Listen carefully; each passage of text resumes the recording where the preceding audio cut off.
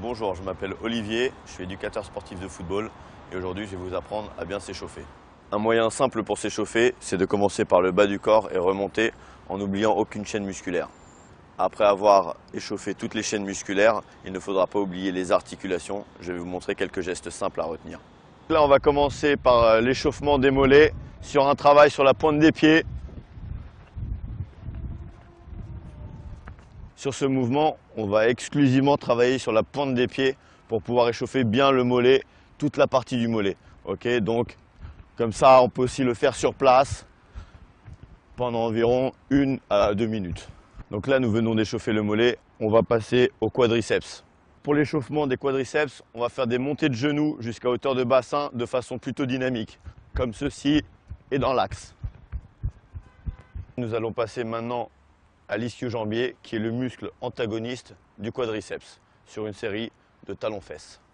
Pareil que sur les montées de genoux, ce sera un talon-fesse de façon dynamique et dans l'axe en restant bien droit, les épaules droites et la tête qui regardent l'horizon. Donc là maintenant, nous allons passer aux adducteurs qui sont nécessaires pour tout ce qui est changement d'orientation et changement de direction sur le terrain. Pour les adducteurs, nous allons passer sur des pas chassés assez dynamiques sans que les pieds se touchent, en changeant, en faisant côté droit et côté gauche. Concernant l'échauffement du bas du corps, tous les mouvements que je viens de vous montrer peuvent être réalisés d'abord à l'arrêt, puis en mouvement, avec une fréquence et une intensité qui vont aller crescendo. Donc maintenant, nous allons passer à l'échauffement du haut du corps et je vais vous montrer quelques gestes utiles et simples à réaliser.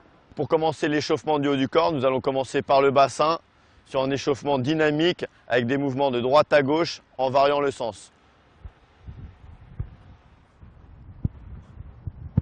Sur ce mouvement, il est important de bien réaliser un pas de tango de droite à gauche dans les deux sens pour bien échauffer le bassin. Pareil que sur le bas du corps, maintenant nous remontons. Nous allons échauffer le haut du corps, à savoir la ceinture scapulaire avec les épaules.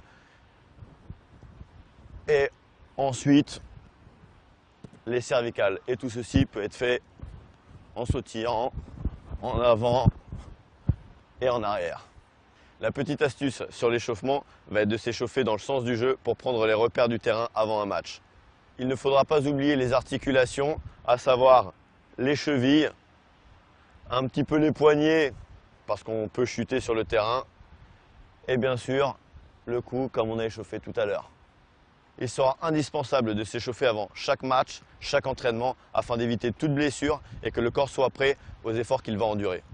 Il sera indispensable à la fin de chaque échauffement de bien s'étirer, étirer toutes les chaînes musculaires que l'on a travaillées. Le quadriceps comme ceci, en restant droit, les deux genoux collés, la tête à l'horizon. Descendre comme ceci pour étirer derrière toute la chaîne de l'ischio-jambier. Et sur un mouvement comme ceci, en venant chercher derrière, en collant le talon pour le mollet. Concernant les adducteurs, il en existe plusieurs. Celui que je préconise sera d'écarter les jambes, de rentrer les pointes de pied et de décaler la hanche, qui permet un étirement des adducteurs à droite et à gauche. Vous savez maintenant comment bien s'échauffer.